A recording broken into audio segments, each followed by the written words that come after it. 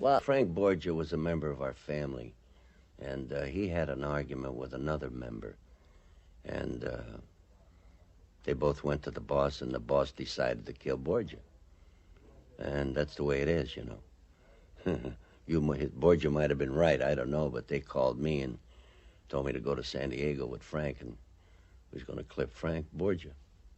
So I went to San Diego, and we had somebody bring him in the house, and we choked him and buried him, and that was it. He was a member of our family. Every informer faces a death sentence from the Mafia. Jimmy Fratianno is the most important Mafia member ever to defect.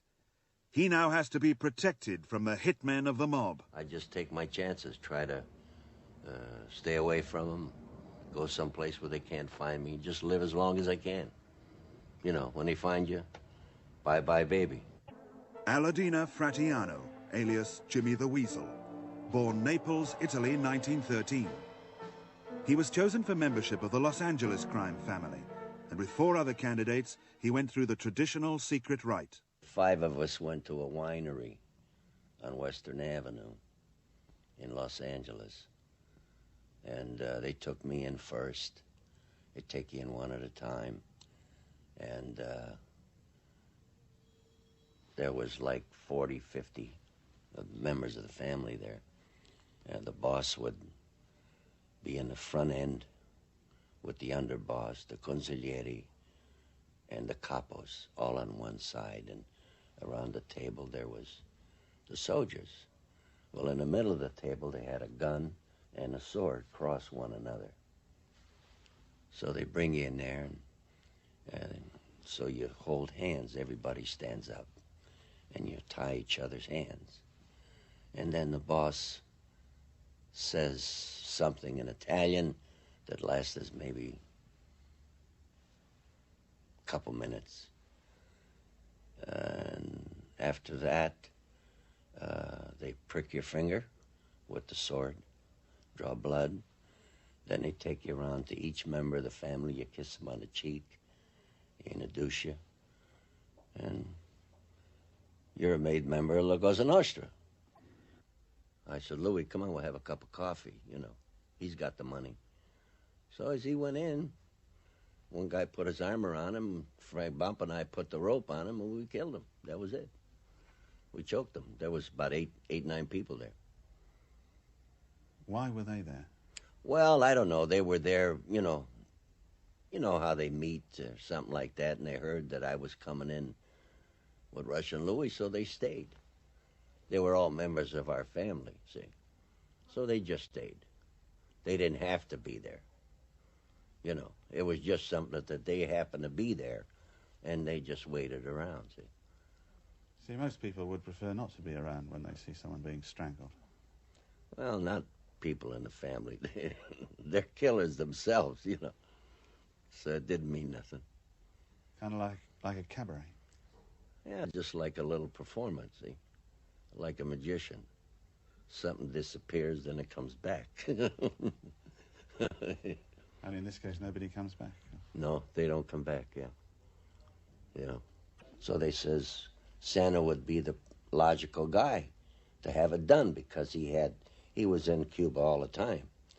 So they went to talk to Sano, and they told Sano, you know, kill him some way. And if you do, we get all the favors we want from the government. So he says he would do it. Castro was now the target of an alliance between America's government and some of its worst criminals. But Trafficante did not share the enthusiasm of Rosselli and Giancana.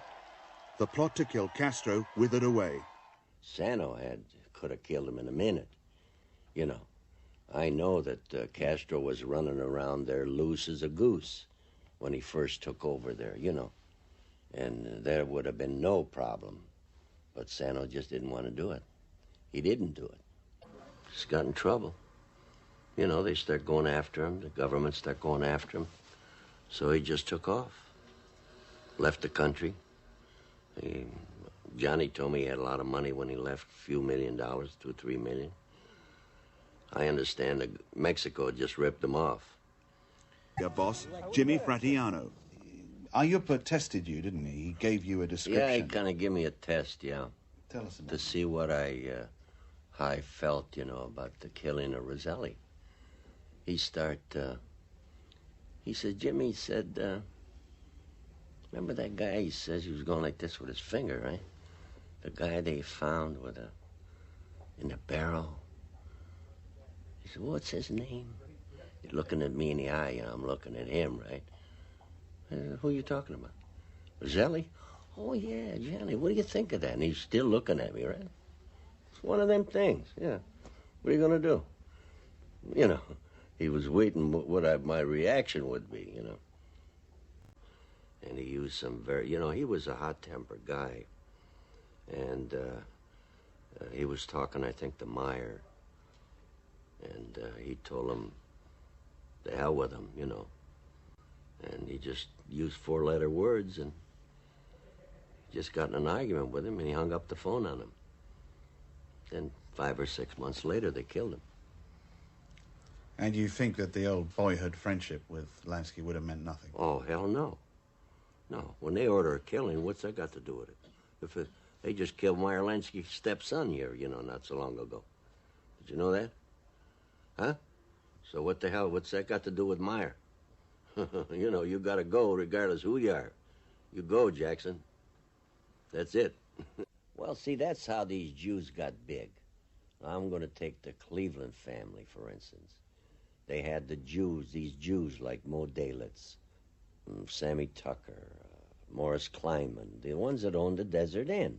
They had 2 or 3 gambling houses in Cleveland, right? Well, maybe they'd declare $1 million at the end of the year, or whatever.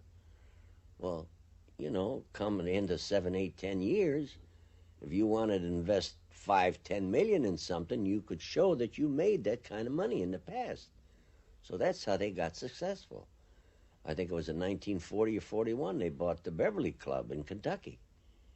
Well, they showed money. They had money to show it. The Italians couldn't do it. You give Italian $1 million, he puts it under the cellar.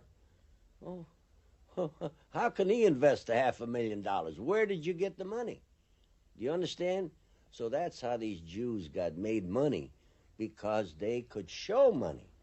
And the more money that they made, the more that they declared, the more that they could invest. See, that's where the Italians made a mistake. They should have done it themselves. Well, maybe they use a little violence. You know, people are scared. They don't want to get hurt. And I have never seen where they had problems, you know, at any convention that they ever had. Because that's how well controlled it is. There's one guy out of Detroit that always runs against the president, but they think he's a nut. He never wins. He never comes close. What about the threat of violence all the time? Well, sometimes you might have to use violence to get what you want. Sorry, against the rank and file, against somebody that's against you all the time. You tell them to lay off, lay off, lay off. You don't do it. Well, maybe you got to go to violence. Have somebody break his legs or something, you know. Not necessarily kill him, but hurt him. And because he's fighting against organized crime. That's right. What do you think lies ahead for you personally? You know, you've been through all this now. Nothing. Just want to get out of here and live my life as much as I can. I mean, you have a family life to look forward to. That's correct, yeah.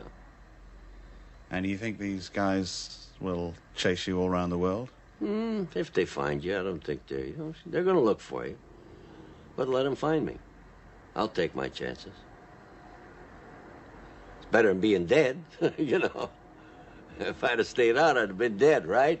So every day I'm living, I beat them out of something. You know, so